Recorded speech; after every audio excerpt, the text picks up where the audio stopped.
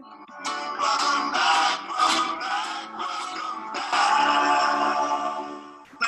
back. Oh, he's gonna make me cry now. I mean, if we're doing this. Yeah. We gonna rock out. Welcome back, everybody who's in the chat. I don't see anybody yet. Give them a little time to get in here. But if you are in here, welcome back to the Pursue Your Passion webinar with your boy, Chris Cosisi as the host. Today I have a special friend on with me. And she's gonna let y'all know about how she turned her passion and took it into a career. Super excited to introduce you guys to help me welcome my guest, Samantha Ponder. I saw a little hesitation with the last name right there because I think it's still not, it doesn't roll off the tongue for you.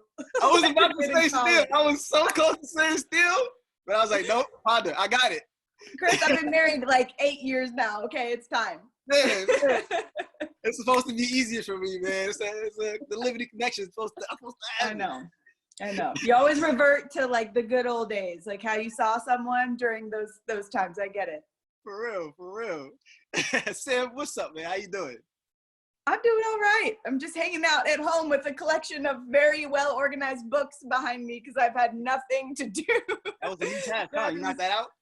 I mean, I honestly think my family thinks I'm insane, and maybe that's accurate, but the level of organization that has gone on these last 2 months stuck in this house is nearing like concerning. But yeah, I mean, I'm as good as anybody can be right now, stuck at the house. I'm healthy and grateful, and thanks for having me. It's good to catch up after all these years. Yes, I know, right? I've been keeping up with you, following you on your amazing journey.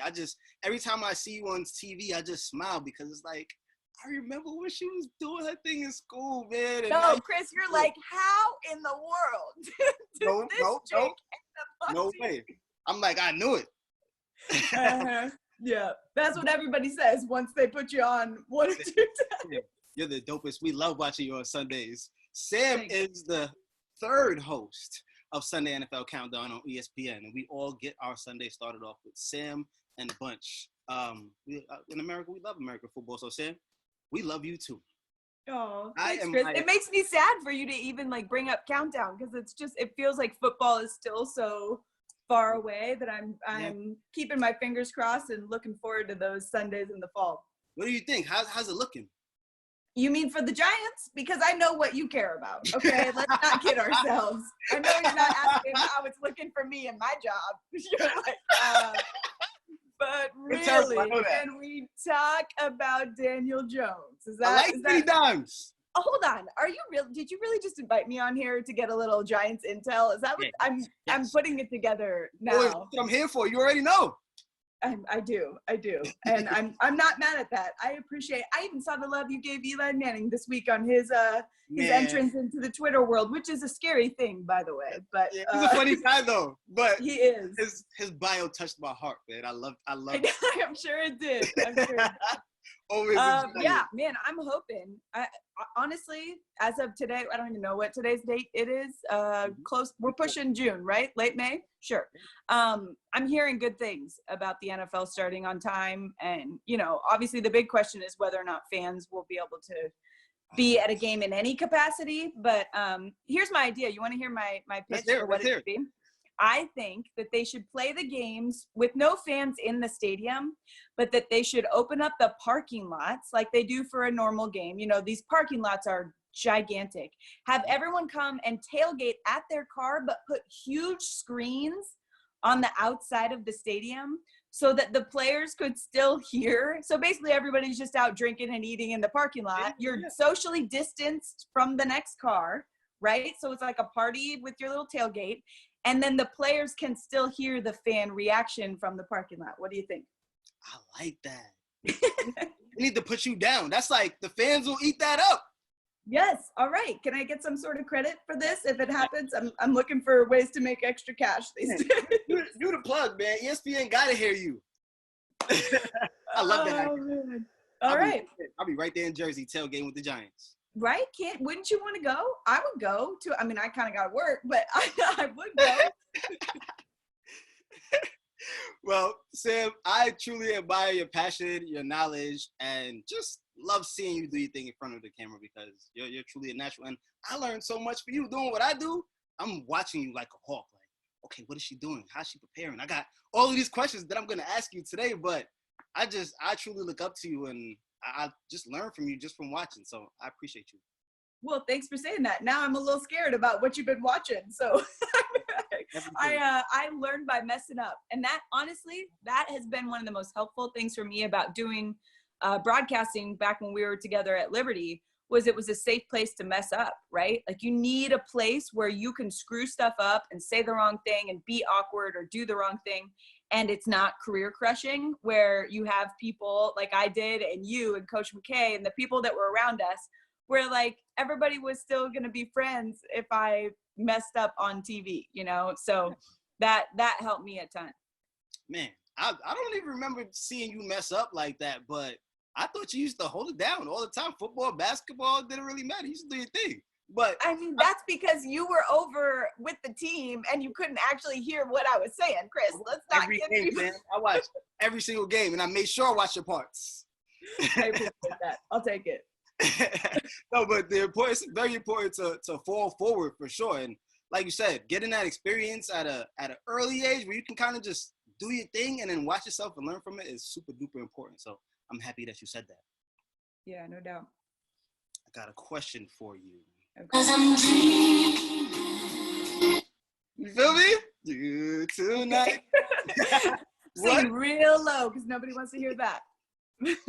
What was your dream as a young kid?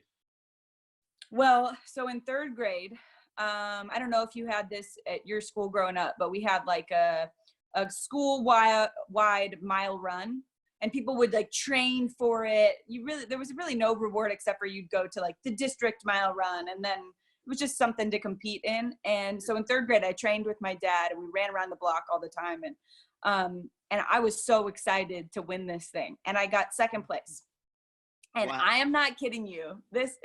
Which now I see that and I'm like, wow, if my kid got second place, I'd be like, great job, second place. I remember thinking, if I'm not as fast as, I still remember the girl's name, her name was Renee Kane. Mm-hmm. If I'm not as fast as Renee Kane at Madison Simus Middle School in Phoenix, Arizona, I'm probably not going to be a professional athlete someday.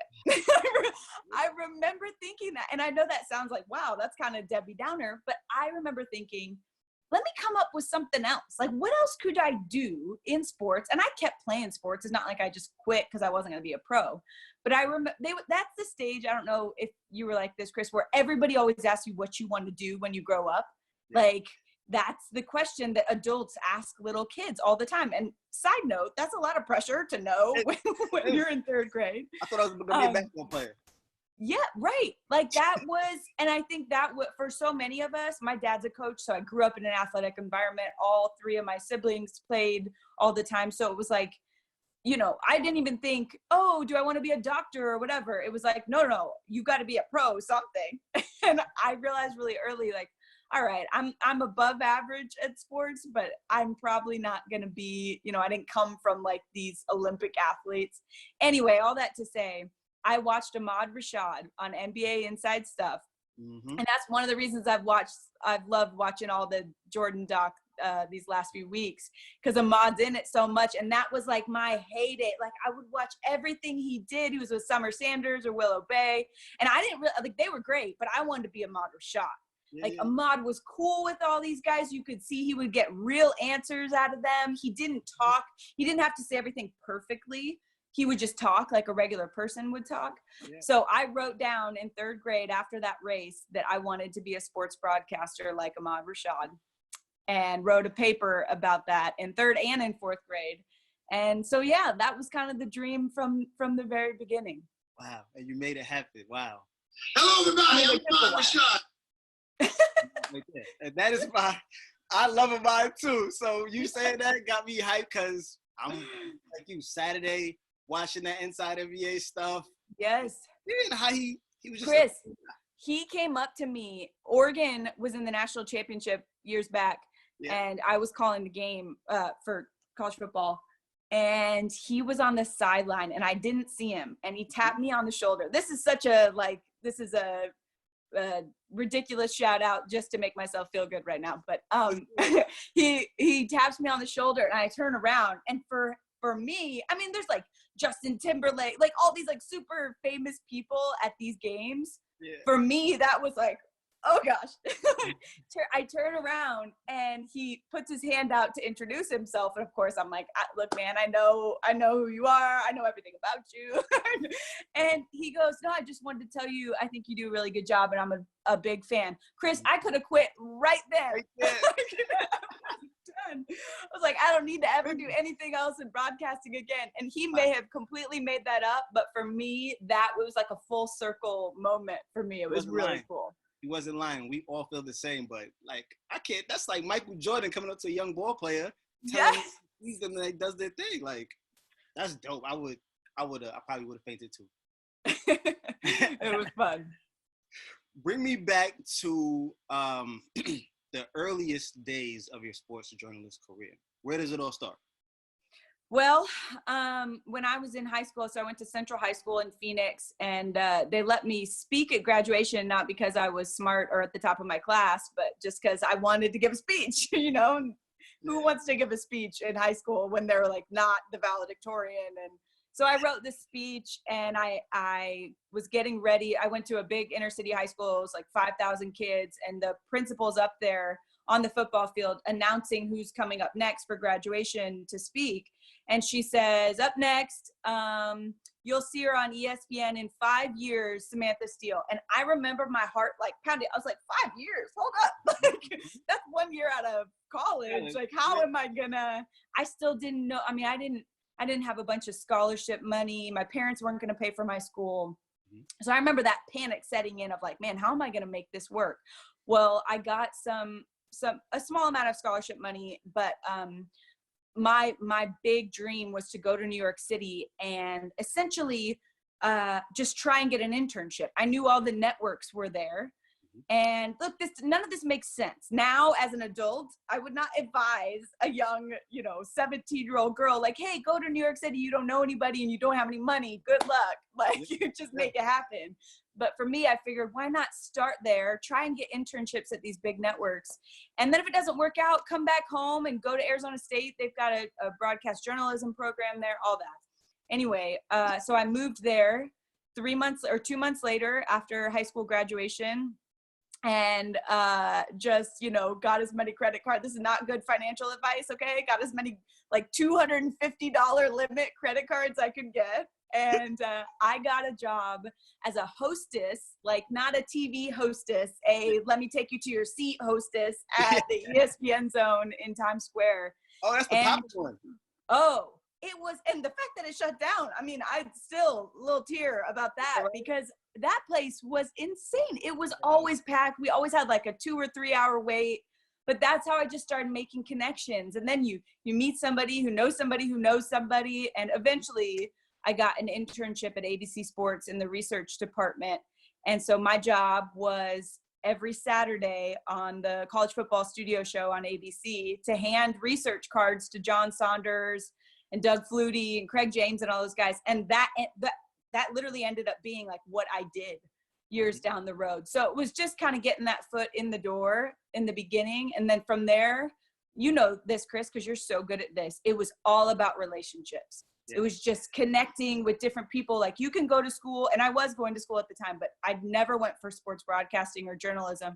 You can learn all the stuff on paper, but if you're not able to relate to people and connect with them, a business like this is really hard to stay in for any sort of extended period of time. Mm-hmm. Man, it sounds like you spoke it into existence and you knew what you wanted. So going out to New York was only half of it. Since you knew it and you got to go out there and kind of feel your way out for what you loved, it came full circle to you. That's what it sounds like. Yeah, I wasn't scared of scary things, like that's something that my parents did a really good job of early on. Like I would feel the fear or the anxiety of like, oh, I'm going to New York by myself, or oh, I'm stepping into this office at ABC where there are executives, like I'm some nobody scrub, you know, I have no connection. It wasn't like I was like, oh, my dad was, you know, a broadcaster, or I have a friend. I had nothing. There was no connection. It was just, hi, I'm Sam, and I'm here now. Like, I really like sports and I want to talk about them. But what I realized is that freed me up to do scary stuff. That I took that feeling of being intimidated or not enough or insecure, and I just kind of pushed into it instead of trying to avoid it. I was just like, yeah, it's going to feel awkward and it's going to feel uncomfortable and I'm going to feel like I don't belong and I'm not good enough, but I'm going to do it anyway. And that's kind of been the story of my career. Even now, like when I took over for Chris Berman on Countdown, I was like, there are still days, this is my 4th year hosting Countdown after Chris. And like, I'm telling you, there are still days where I'm like, am I being punked? Like, it's just, are we sure they know? Like, that right there is I so almost crazy. feel like I like snuck in, you know? Yeah. But that's why pressing into those feelings is so helpful, because it doesn't keep you from doing the thing. Right. But it sounds like in most of that, Y'all need to know yourself. you really knew yourself. Like, and like, can you speak to how important it is to know yourself during that process, taking that leap of faith and then being in the broadcasting field? Yeah. So for me, when we talk about knowing yourself, a lot of that in my journey has been about having expectations of failure for myself. Like, I think sometimes when we try and define ourselves, especially really early on in life, which is something I tried to do, and growing up in a Christian home, you know, I was always told like where my identity should come from and this is who you are. But I still had questions about like, okay, wait, am I smart? Am I pretty? Am I good enough? I didn't know. We use so many other people's opinions to inform ourselves of like, who am I really? And so what I decided to do, and I don't know that it was necessarily a conscious decision, but this is just kind of the way I operated, was whether it was going into broadcasting or just moving to New York or anything that felt big, I just decided that I would expect failure. So instead of like, oh, I'm in a vision cast and make it like, this is all going to be amazing, I envisioned that there were going to be days where I was scared or didn't have enough money. I mean, there was a period of time when I was working at Longhorn Network in Austin, Texas, where I lived in my car at a Whole Foods parking lot, which I feel like is, living in your car sounds bad, but the Whole Foods parking lot like takes some of the street cred away. So it's like, I really wasn't worried about my safety or anything, but it was another one of those things where I think if I had expectations where like, I'm not someone who messes up, or I'm not someone who says something stupid or says the wrong thing or is awkward or insecure or whatever, that would have felt like a failure. Like, shoot, I don't have enough money to like have a nice apartment or whatever.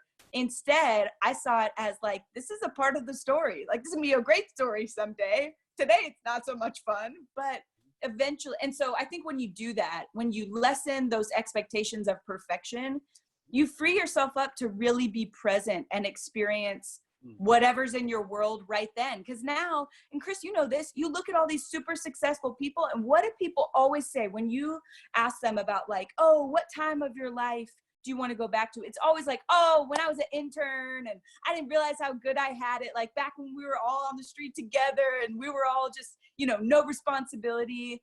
If you can harness that when you're in it and appreciate just being the girl like I was, who was, my job was to get coffee or to just kind of help out. If you can really be okay with who you are in those moments, man, to me, that's living freely. And I didn't always do a great job of that, but that's helped me along the way.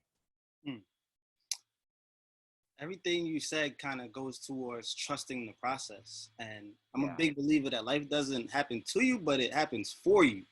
Can you speak on the importance of trusting that process?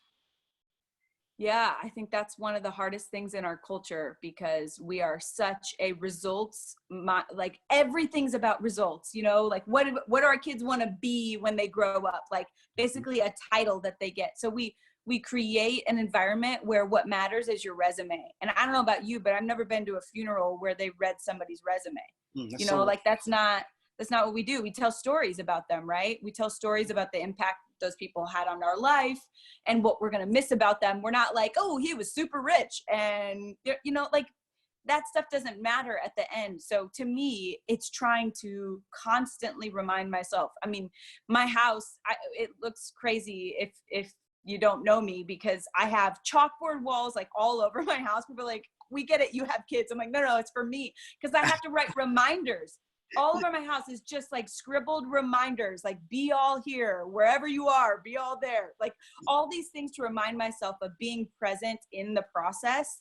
Because if I don't remind myself of those things, I'm one of those people that's like, all right, what's the next dream? You know, once I got to a certain level in broadcasting, it was like, well, now what?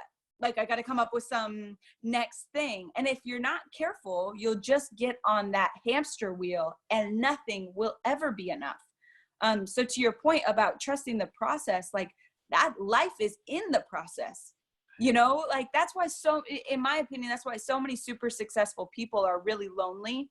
Because what happens is like you rush to get there, and then you get there and essentially you become isolated because one, you can't really relate to regular people anymore. You know, like when everything's amazing and I have everything you could ever want, a regular person doesn't relate to that at all. But then also when you lose that drive, that like go-getter attitude, and it becomes like, well, now I have to be super successful in the next thing. It's just never enough, you know, like it never satisfies. If you would have told me as a college student or even in my early 20s, hey, this is what you're going to have, even in the next decade, here's what you're going to have, here's what your life's going to look like, I would have been like, well, sweet, I'm good then. And what happened was I got all that stuff and I had never been more insecure. I was never more anxious, never more than in that time when I got all that stuff. And so I look back and I'm like, man, if we could just get ourselves to enjoy that process, I don't think the fruit of it is necessarily a bad thing. It's not like having nice things and having success are bad, but if that was the goal, if that was it, then yeah, it does become bad because it's so empty. So I think it's really smart. Like what you're talking about is so important because, as you know, like it's great to have goals and dreams and passion, but if you don't have, my dad used to always say to me, then what? And those two words have changed my life because it was like, well, only if I could get married, you know, if I could just get this like right person to be with me, or if I could make this amount of money or get this job. And he would always say, then what? Then what? And I would never have an answer. It was like, well, then I don't know, you know? So I always try and ask myself that now to help me enjoy the process more. Wow. I love that. I heard you speak about being your whole self with your family, with work, and in your faith. And that hit me hard. Like, I'm like, wow, that's so powerful. And that's kind of, you just broke down exactly what that means right there. So that stuck with me when I saw you say that. I think you did something with Liberty one time, and just being your whole self. It's something that I'm going to keep reminding myself to make sure that I'm doing throughout my daily process. Yeah, I think authenticity now is something that this next generation cares a lot about. And I think that's great. I think the thing that is so important for me to remember, and something I hope to teach my kids too, is like, you don't get to have like different versions. Like, yes, maybe I'm more professional at work than I am like dancing in the kitchen with my 5-year-old, but there should never be anything in my life that doesn't line up with my work self or my church self or my home self or my mad at my husband because we've been stuck in a house for 3 months self, you know, like all that kind of wholeness to me is about being that same person, a person of faith, a person of ambition, a person of list all those things wherever I go and in whatever environment I'm in. And gosh, easier said than done. Right? Like it's not an easy thing and it's forever a process for me, but that's the goal. But I'm sure you have, like your husband, I'm sure is your accountability partner and holds you accountable to that. To make yes, he is. Yeah. I'm sure you guys sharpen each other up. That's the hard thing, Chris, is like he sees all these like podcasts and videos and stuff you do. And he's like, well, on March 8th at 8:20, you were on a podcast and you said this. I'm like, crap. He's you know, it's definitely built-in accountability, no doubt about that. That's what's up. So I want to take you back to 2009. We both finished up at Liberty. I head out to Oakland, California, and this is a Saturday night, random Saturday. I'm in Oakland, and I'm with Steph actually. And this is when Steph can go outside. Rest in peace those days. Yeah.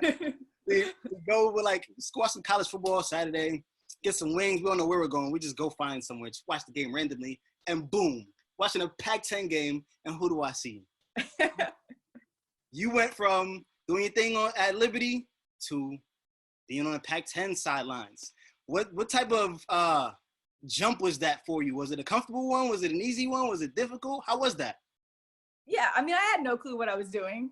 That's the great thing though, is that like, look, and I'm not saying fake it till you make it, as in like fake who you are. I knew I loved football. I knew I loved people, and I wanted to be in that environment, but I did not have a clue how to do TV. I mean, I showed up for my first game out of Liberty. I think it was a Colorado game. And I showed up in a gray t-shirt and jeans so I didn't have cable growing up. So it's not like I had a lot of experience watching sideline reporters. And whenever there was a big game on, like a big, Keith Jackson ABC game, my dad would turn on the game, but he would mute the sideline reporters. So I had like a complex of, oh gosh, like don't say something stupid that my dad would mute. I had no clue what a sideline reporter was really supposed to do. Yeah. So in some ways, ignorance was bliss, because I would show up at these games dressed like somebody's intern, and I would just go stand behind the huddle or stand behind the bench and try and give information that you couldn't know at home unless you were down on the field. I wanted to say stuff that only I could say, that the guys up in the booth couldn't say, because they can't hear down in the huddle on the field. I didn't know that you were supposed to have like your story that you memorized during the week on a Wednesday of like how someone's mom survived a car crash. Like, I did not know that was the job. And all due respect to people who do that, because that takes a certain skill to be able to do that. But that was not my gig. Like, I was not clearly trained in any of that. In some ways it was great, Chris, because like when I got the opportunity at what you're talking about, I was at Fox my first year out of Liberty doing those Pac-10 games, or now Pac-12. But I having the time of my life.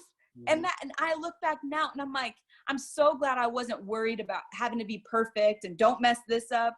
I was just making relationships and friendships with coaches and players. And now those guys who were playing back then and some of the coaches are guys I'm covering in the NFL, which is, so it's fun to get to kind of go on that journey with them, because we all remember when we were just scrubs, having no clue what we were doing. Yeah. Wow. That's great. I have a question for you about you said about talking about memorizing everything. I suck at that. And I can't remember. I'm not saying you, I'm agreeing that I do. I have to have my notes, and I have to have cool ways of just trying to remember to say certain things. What do you do to help yourself remember certain important parts? Yeah, so I gave up on trying to do that, because what I realized, I had friends, so when I moved over to ESPN and ABC, I worked that first year a lot with David Pollack and Jesse Palmer. And Jesse, who ended up going on to Good Morning America, now he still does stuff with ESPN. But Jesse is the world's best broadcaster at memorizing. It is unbelievable. This dude can like look at a paper, read it, and then he'll kind of mouth it to himself for a minute. And I would watch him do this. And then he would be live, and I mean, not a single stutter, just perfect. So when I first started working with him, I was like, well, crap, I got to do that. Like, there were maybe one or two games where I tried I basically tried to be perfect. I tried to say exactly what I had thought out before. I hope those tapes are all burned, because it was so bad. And you know what was the worst part about it? It just wasn't me. It was me trying to be Jesse Palmer. And like, you can tell that doesn't work out great. So what I realized from that is like, I need a formula that for me feels comfortable. So for me, and this might not work for you, but for me, what works best is always in my mind, I have like 3 bullet points. So on Countdown, we don't use a prompter for conversations or anything, because they tried to use a prompter in the beginning, and I would be like, Like, I didn't want to read it verbatim. I just wanted to talk. So in my mind, I would always have 3 bullet points. I would never write it down verbatim, because then I would look down at the paper and I'd be like trying to read a paragraph, and then it's just a disaster. What you mean? So right? So I would always make it topical. Like, I know I want to talk about this thing. Let's talk about ball security first. Let's talk about his backup second. Like, I would just kind of order them in priorities. I want to talk about the most important thing first, because you always want to grab people's attention and say the most important thing first. You don't want to build up to it. Right. And then kind of get into like the more detailed issue that I wanted to talk about, and then something that was good for wrapping it up. And for me, I know that's super simplistic, but for me, that's been helpful in a variety of settings, whether it's giving like a motivational speech or live on Countdown. And sometimes it's helpful in like a little debate with my husband. Keep it simple. Yes, this is very versatile advice. Okay. Yo, that's hilarious. I love it. Thank you for that advice. I was definitely using that, and so will Shanette in the comments. David in the comments says, Sam, I heard you once say, if you can be okay with the worst case scenario, then it frees you up to go for whatever it is. He said that motivated him, and thank you. That's super motivation. Wow, thank you for saying that. That has helped me in so many scenarios in my life, because to be honest, a few times the worst case scenario has happened. Like, I've frozen on live TV, I've slipped, I've said something dumb, and in a variety of areas of my life. And if you can process, because I think so much of fear is stopping at the fear and not following it to its logical end. So we say like, oh, I'm really afraid if I mess up, I'll use in my environment, if I mess up this sentence on TV. So we stay in that anxiety and fear, like, oh, I don't want to mess up. And what I realized I could do is I could visualize, okay, here's what it would look like for me to say something stupid or say the wrong thing. And then what would happen? Well, everybody around me would probably laugh at me and be awkward, and people on Twitter would hate on me for like maybe a day, or worst case scenario, a week or two. And maybe people would give me a hard time every now and then, but like, I'm okay. I am fine.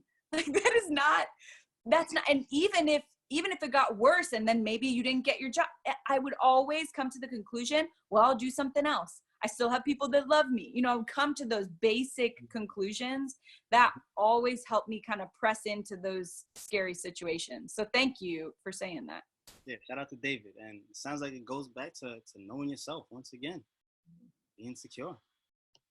You mentioned this before. Rumbling, Samantha Ponder, Yes, the GOAT. Are you scared when you have to go and replace that person? How does that even, like, it sounds stressful. It sounds like anxiety. It is stressful. How do you follow that up? You don't. And that is the best thing I've done now going into year 4 is just not trying to follow that up. Like, I cannot be him. Can you imagine how awkward I would be on television trying to be Chris Berman? Like, it makes me uncomfortable even thinking about that. Like, just trying to be that guy. He is him. And you know what he's great at? Being him. You know what he would also not be great at? Being me. Like, right. If he tried to talk with the same cadence I talk with, or ask the same questions, and that's not like an arrogant thing. That's just saying we're very different people. Like, he's supposed to do what he's supposed to do, and I'm supposed to do what I'm, and the weird thing is, both of those people can fit in this role only as long as they are themselves. Every Sunday when I walk into the studio, Chris, there is a plaque, like a very fancy plaque on the studio door that says Chris Berman and Tom Jackson Studio. Like, the man's name is forever on the studio. And I walk in, I like pat it like the Notre Dame play like a champion today thing. Like, all right, give me some of that. Like, let's see what we come up with. But it's humbling in the true sense, not like, when it always confuses me when people like win an award and say, oh, it's so humbling. I'm like, how is that humbling? That's actually building you up. But I digress. It's very humbling for me every week, because it's a reminder, like, this is a guy who did this job since the year I was born. Mm. Chris Berman started on Sunday Countdown in 1985. Like, that is humbling for me. That the amount of hours of work and sweat and relationships and difficult situations and all that he's been through. If nothing else, it makes me super grateful just for the opportunity to sit in that seat and try and not do it the same way, but try and do him justice, you know, like make him, and that's been fun to interact with him over these past years. I mean, whenever he sends me a text after a show, like, it's such a good feeling, because, you know, it's important to me that I take care of his baby, you know? Yeah. Wow. Well said. I mean, that, once again, I feel like there's certain themes here, and that goes right back to, once again, being your whole self. Yeah. Yeah. What advice were you given along your, like, throughout your career that sticks with you? You got advice early in your career, but it sticks with you even to this day. So the first thing that pops in my mind, and this is not something that you would put on the cover of a motivational book, or maybe that isn't popular to say, but I actually won't say who told me, because I don't want to get him in trouble if this comes off bad. But there was a guy I worked with that had played in the NFL and then became a broadcaster. And really early on, he was really successful in broadcasting right after his NFL career. And I was just always trying to strategize, right? Like, okay, if I go here and do this thing, like, will this get me to this next, like, just always trying to climb the ladder and come up with stuff. And I think it was a contract year for him, but he was going through some stuff with the company. And one of the things he said to me that sounds super like cutthroat, but I get it now, was he said, look, when you're dealing with people, like, not as representatives of the company, but just people you're working with, the cameraman, security guys, producers, whatever, like, be all in on developing relationships. But when you're dealing with a company, any company that their sole job is to be a business, make sure that you look out for you. And that sounds like a selfish, like, all you care about is money. But he saw, and what I realized then is he saw in me the danger for me at that age, at 18, being this young, like, oh, every opportunity is a good opportunity. He was basically reminding me that the company's job is to make money and do what's best for their bottom line. Your job is to do what's best for you and your family. And there have been so many instances in my career where I've seen, you know, companies will use words like opportunity and exposure as lures to get you to do things, whether it's for less money or things that you wouldn't necessarily be passionate about or really want to do. And what I've found is sometimes the words opportunity or exposure are code words for distraction.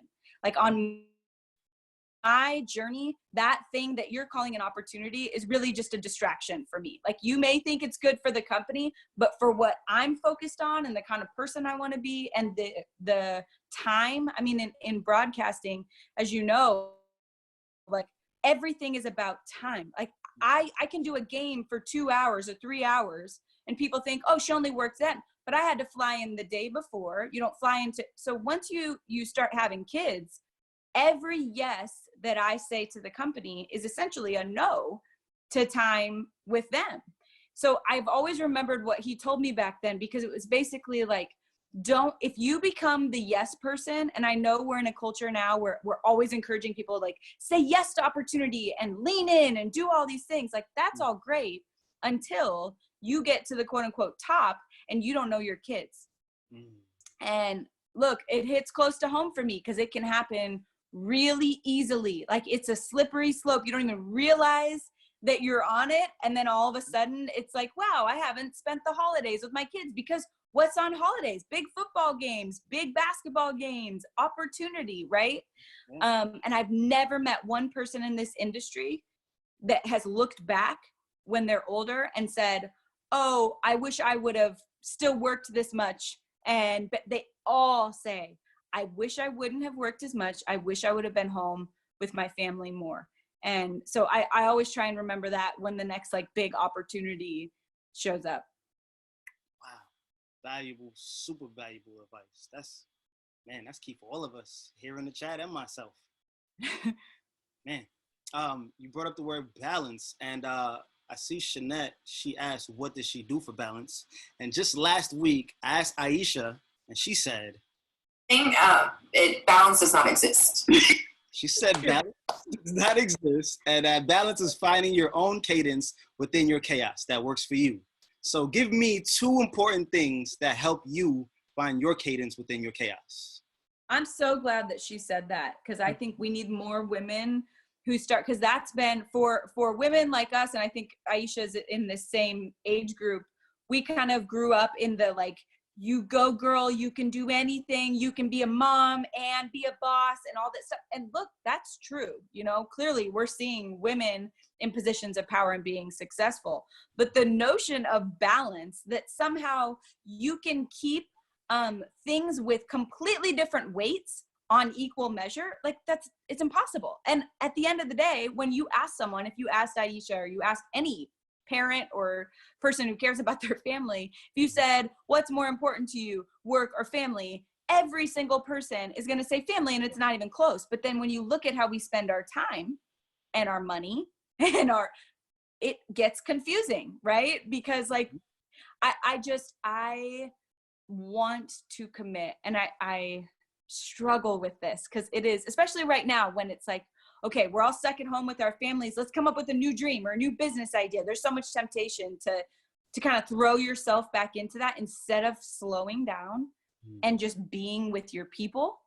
And maybe that's easier for some people than it is for me, but I'm immediately thinking of like some new venture or some new thing. And that's not all bad. It's just, it doesn't create the life that I say I want. I say I want to be close with my children. I want them to know me, and I want to know them.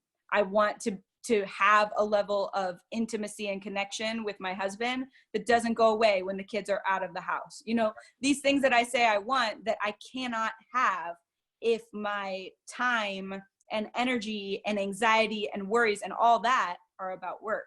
So I love that she said that. I think the more that we preach that balance is a myth, it really is. Like it's not coming, because I think for a lot of parents, you do all this and then the kids are out of the house, and then you're like, well, now what do I do? You know, one way or the other, it's not going to ever like be perfectly equal.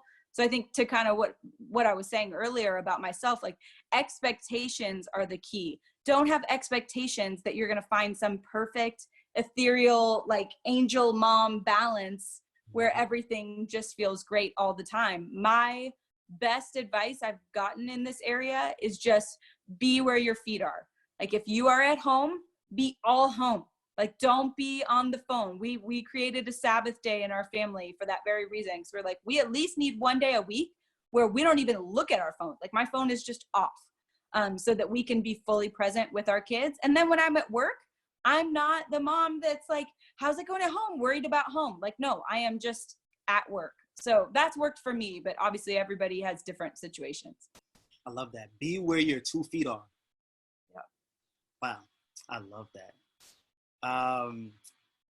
So they say, I read a stat that says 70% of women think that society doesn't encourage women to play sports. How do you help in being a change to encourage women to play more sports? Well, I think one, it's really important, even if you're not going to go into sports someday or not going to play professional sports. For me, being on teams since I was 4, created and developed social confidence and so many attributes that now I can see the value in, just like in being able to work with a team, in dealing with jealousy or conflict. Like everybody's been on the team, or at least most of us have been on a team where like there was somebody on the team that was just better. You know, like what do you do with those feelings on the inside? Do you resent them and do you talk trash about them when they're not around? Or do you work hard to get better? Are you someone who can encourage other people and cheer them on even when they're better than you? Those type of lessons, when you start learning that at 4 and 5, that can change your whole trajectory, and not just in like the exact job you do, but the way you relate to people in whatever field you go into.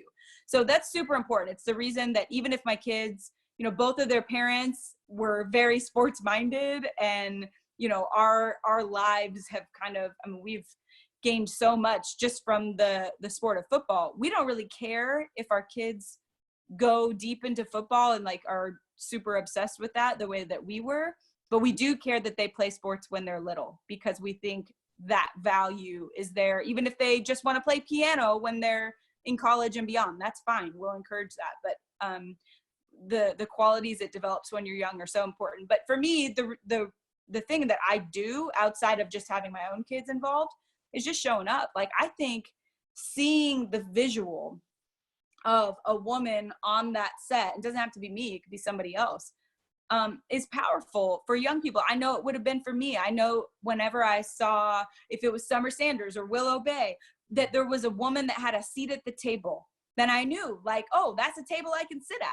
And it doesn't mean that just if you don't see it, it's not possible. We've seen people break down barriers, but it's a whole lot more likely if you can see someone do it ahead of you. So that's kind of why I feel pressure in some ways, because I do want to do a good job of representing well. I don't want to be someone that's just there for me and just concerned about how I look or if I'm saying something perfectly. Like, I want to be someone that can encourage young people that, hey, like, you don't have to, one, have played in the NFL to love it.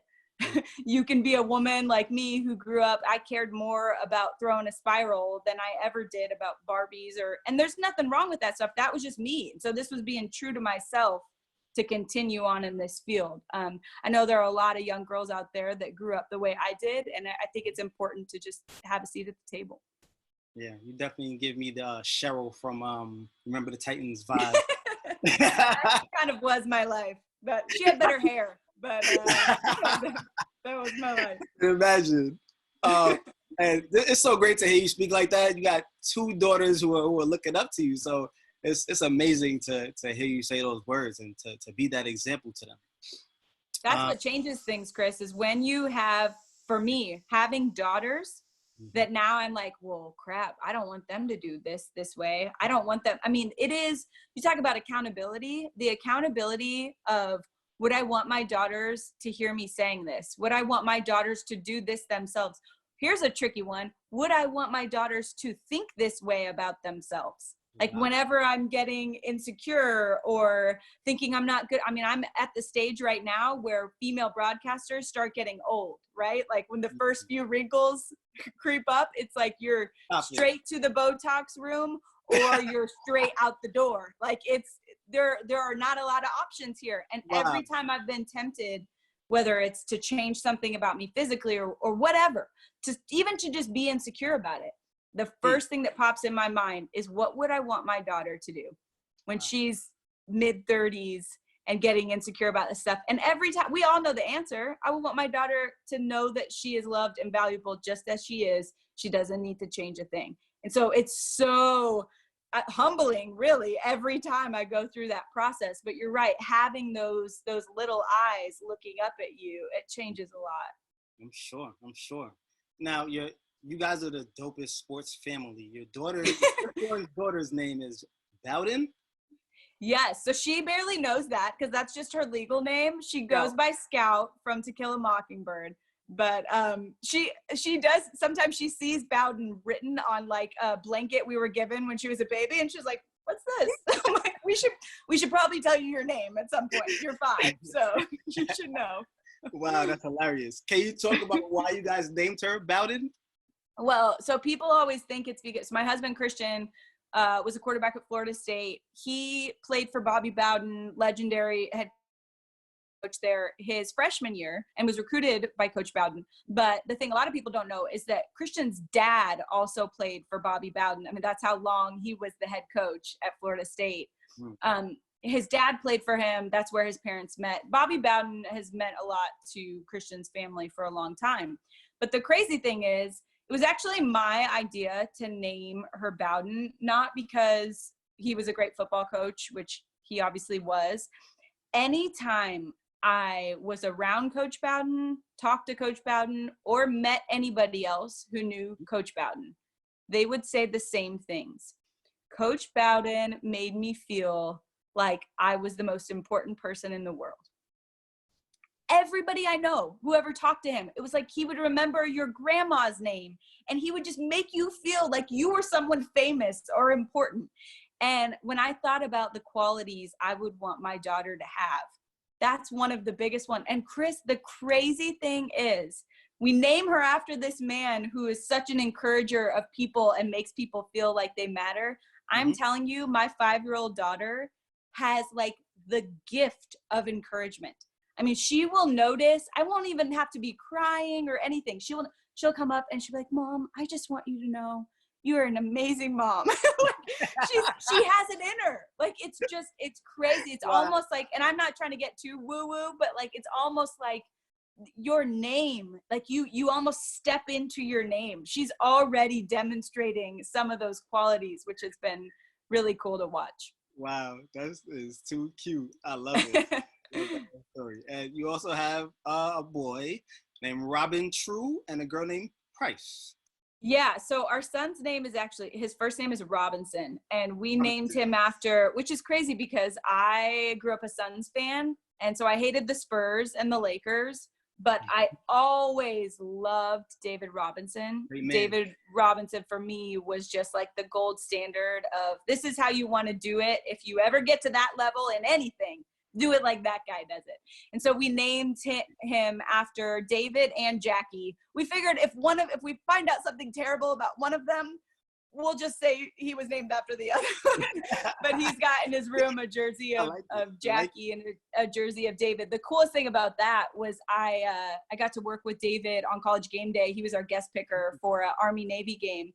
And then he was in Phoenix a few months later, and I went to see him one day, and I was pregnant at the time. I was like 7 months pregnant, and I got to tell him that we were going to name our son after him. And we got a picture, Chris, of his response. And you know how long his arms are, of just like him being so, it was one of the most special moments. So we have this weird thing where we don't actually call our children the things we name them. He goes by True, his middle name, and then our youngest daughter, Price, is, how old is she? She'll be 2 in a month. So 5, almost 3, and almost 2. So this is a vacation. That's why I keep talking, because I'm like, Chris, let's make this last as long as possible, because there's a circus down the hall. Get your little break. I feel you. I love that though. And I love all the pictures that you share with us on Instagram. Your family is amazing. I love it. Please tell me, am I that annoying mom that like overshares her children?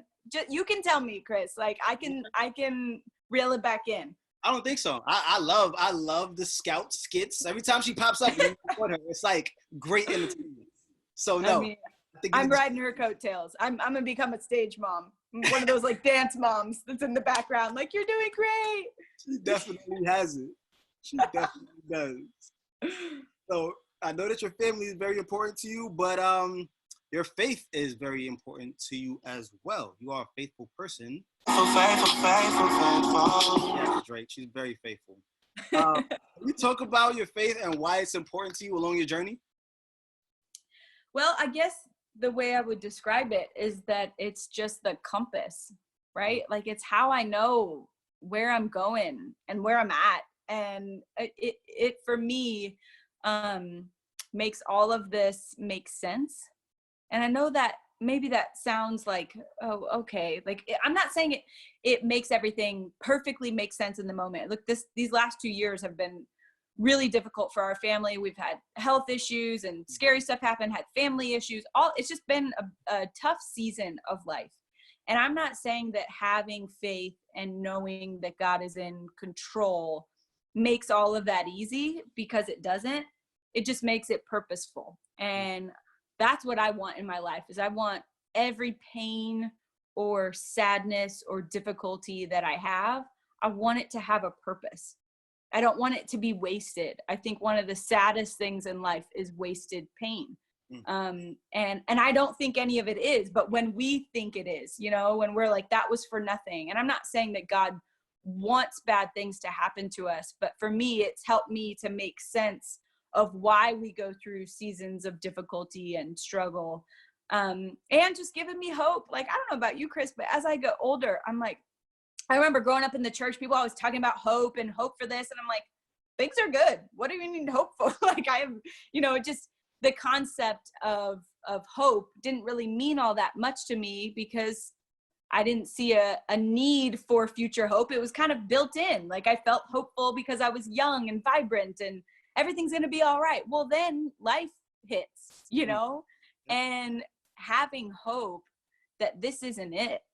Like, this isn't, you know, having some level of success or people tell you that you're good enough or whatever. Like, I've gotten to experience some of that, and thank God that that's not it, because it left me in some ways hopeless. Like, all that for that, you know, like when you get to experience those things and you start thinking like, well, I'm sure glad I didn't spend my entire adult life on that, because some people find that out at 85. And then the pain of regret and wasted time for me would almost be too much to bear. So the hope that this isn't it, and that there is purpose behind all of this, that kind of, that does guide my decisions and just gives me like mental stability. Not that I have total mental stability, but at least gives me some. I love it. It's the compass to your life, and it's the same for me on this side as well. So, yep, I'm with you on that one. I want to take you back to Countdown and ask you, what is your favorite part about working with these legends? You got Randy Moss and Charles Woodson. Like, what? What's that like? It's insane is what it's like. I mean, there are moments. So I had to bring Scout, my oldest, with me to work this last season. I've brought her a few times to Countdown, but I had to bring her one time where I didn't have any help. Like, I couldn't bring my mom with me. I didn't have anyone to watch her. So the paranoia of being on live television for 3 hours with, like you said, these legends, like Hall of Famers, and knowing that my 5-year-old daughter is sitting like 10 yards from the set. And sometimes she gets really excited about like some Disney princess and can't wait a second to tell me. So I had the anxiety the entire show, like, please don't let this child just run out, you know, with like, I got a story to tell. And I'm telling you, the sweetest thing, you know, everybody has their perception of like who Randy Moss is, and you know, he's just legendary in so many ways, both athletically and just from his personality. During commercial breaks, Randy would get up off the set, like normally you just sit there. During commercial breaks, he would get up and go and stand in this corner and talk to my 5-year-old. First of all, I had no idea that Randy Moss knew so much about Paw Patrol, so that was a shock. But to this day, she is always like, oh, Mr. Randy, yeah, he really likes Rubble. You know, like she had this connection with him. And all that to say, what I love the most about the guys that I work with is these are good people.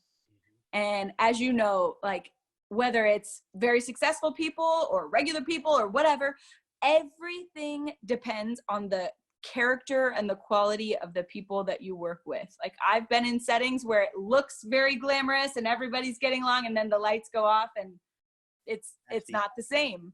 So Countdown for me is like, it's become a family, and I really, and that's one of the reasons I just really hope everything kind of goes back to normal this fall, because that's what I would miss the most. Wow, that's so dope. Randy's my guy. I love him. That's my favorite player. So he's awesome. I like to hear that. One thing I noticed about you over all of these years is that you always have great chemistry with the people that you work with. What's the secret to that great chemistry that you have? I think it starts with not taking yourself too seriously. So one of the things that's always important to me during a commercial break is like there are people in TV who get so anxious and worried about themselves not messing up that they suck the life out of the room. And I've been in those settings where like the person you're working with is so nervous and so scared that it almost like it's contagious. You know, like you start feeling like, well, shoot, should I be nervous? Like, should we all be nervous? So even when I am nervous or feel that anxiety, I make sure, whether it's just like making fun of myself or giving one of the guys a hard time, or just like trying to do something to lighten the mood, it just makes everybody else more comfortable. And to me, the best TV is when people are fully themselves. Now, maybe in the case of like Rex Ryan or some of my friends, without all the F-bombs, you can't necessarily do that on network television. Yeah. But it's best case scenario for the show, for everyone to just feel like they are relaxed. Because when you're watching a pregame show, it's the reason why when I was on College Game Day, I think that show is so great, is because they're just talking. Like you feel like you know those guys. Like everybody feels like Lee Corso is their grandpa, you know?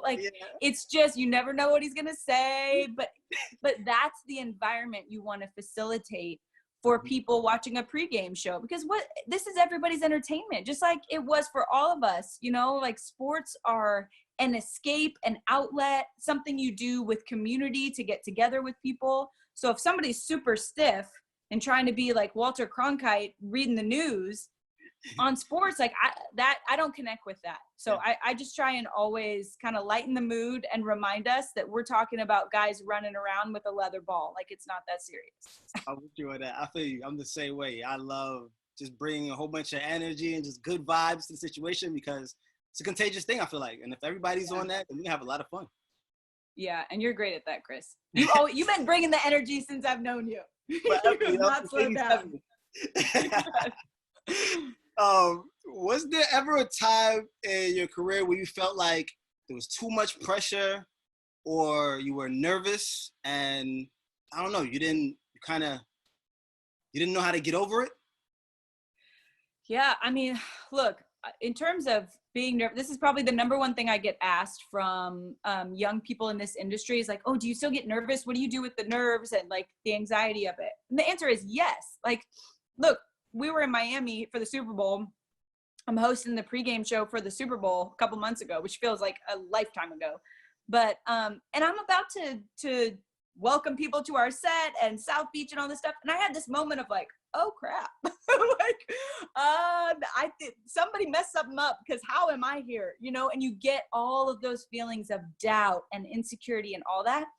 I know this is the dumbest, like little suggestion, and it sounds so elementary or stupid maybe, but my mom used to text me before every game I did back when I was doing games that like 3 people saw. And she would always say, the text would always say the same thing. It would just say, remember to smile. And I'm telling you, there is something that I actually did some research on this, because I was like, this is weird how the difference that this makes. There is something physiologically, and you are a prime example of this. When you smile, like when your face makes that motion, it changes something in you, even if you're not feeling it on the inside. So when I get the most nervous, you'll be able to tell now, you're watching Countdown, you'll be like, this chick is smiling way too much. It's probably because I'm nervous. Because what I realized is it reminds me, one, that I should not take this whole thing so seriously. Like the worst that can happen is I suck at TV. And you know what? If that's the bad thing people have to say about me at the end of my life, that I sucked at TV, so be it. You know, the other is just gratefulness. Like how awesome. I mean, and then I started looking around the set and I'm like, what? Like, how did God let me do this? Like, why am I more deserving than anybody else? I don't think I am. And so it's this reminder to my body, my nervous, anxious, insecure body, like, no, you don't get the final word here. I am not a slave to my feelings. Like, I do not have to act out how I feel on the inside at all times. I can change that. And I feel the difference when I do that. So I know that's a very simplistic answer, but I smile. That's what I do. Don't forget to smile, man. Okay, that works. It's funny because I'm the same way. If I'm in a spot and I'm kind of lost or mixed up, I'll just giggle and laugh at myself. And I may even throw it out there that I just messed up, but we're back on track now. So I think the laugh kind of lightens up the mood, lightens up the crowd's mood and everything. So just like you said. Yeah. And always be the first to call yourself out. If I say something stupid, I'll be like, well, that made no sense. You know, like, and then it takes their ammo away, you know, because if you're the first to do it, what do they have to say? Like, nope. And I'll be like, yeah, you're right. So, Sarah, what has been the most important lesson that you've learned on your journey? Whew. I think, gosh, there's so many because I feel like I'm stumbling through all this thing. But the thing that stands out to me most is just to remember that it is a journey, you know, that there's not like, hey, if I can just get this job, then all my problems will go away. Like, no, it's okay. It's okay to mess up. It's okay to not really know. I mean, there have been seasons of me doing this job where I've been like, is this the right thing for me? Am I good enough for this? Did I choose the wrong career path? Like, it's okay to have seasons like that. There are seasons in life. And for me right now, realizing that this is probably a season for me where I need to focus more on my family. I've got 3 little kids that need constant attention. If you can hear banging on the door, that is them. Like, constant attention. But remembering that it is a journey. It is not like about just racing to the top and seeing who can get there first. It's super lonely up there. And then you're just looking down at people and nobody wants anybody looking down at them. So I think that if I could have grasped that earlier on, I think it would have taken some of the hurry away from my journey. And I think that would have been a good thing. Wow. That's great. That's big time for me. And I'm sure it's a big time for everybody else in there. And if I could say I learned anything, I definitely want to remember to always remember to smile. Keep my, be where my 2 feet are. Don't take yourself too serious. Have 3 bullet points before you get on. I mean, you have an incredible memory. I don't even remember saying these things. So that's impressive. I wanted to make sure that I took so much from this because I admire you so much. And I'm sure everybody else that's in here admires you the same way. So thank you so much for giving us these gems for us to continue to pursue our passion. And once again, Sam, I can't thank you enough. So much love to you. So much love to Yellow Brick for making this happen. But wait, hold up real quick. I just want to say, Chris, and I know you, I'm not trying to embarrass you, but like, I've known you for what? We're pushing like 10 years now. Yeah. Chris, you are forever in my life one of the best I've ever seen at building people up. Like, wow. You are I don't know if it's natural. I don't know if you came out of the womb like this, but you make people feel like they matter. And you are the best example I got to see in college. And now I've watched it from a distance at always coming in with a smile. So that was not new for you. Like, that's something you've been working that angle for a while, but making people, you're not the person in the club who's looking around. If that makes sense, you know, Never. Like, you make people feel like they matter. And I think it's one of the best qualities a human being can have. So thank you for being a good friend. And thank you for having me on. I'm always looking up to you. Wow. Thank you so much for those words. You got my sister hype in the chats right now. But I really appreciate that, Sam. We go back so far, and to watch you get to where you are today is truly inspiring. So thank you once again for joining us and inspiring everybody in here. And you already know we're going to keep up, and I'm going to keep showing you. Yes, just don't ever tell any of my college stories, okay? Really. Right here, stuck right here. And only me and whoever knows. That's it. Very cute. Let's keep it that way. You're the best, Chris. Once again, shout out to Sam. Sam, thank you. All right, G. Peace out. We out of here, baby. See ya. Bye.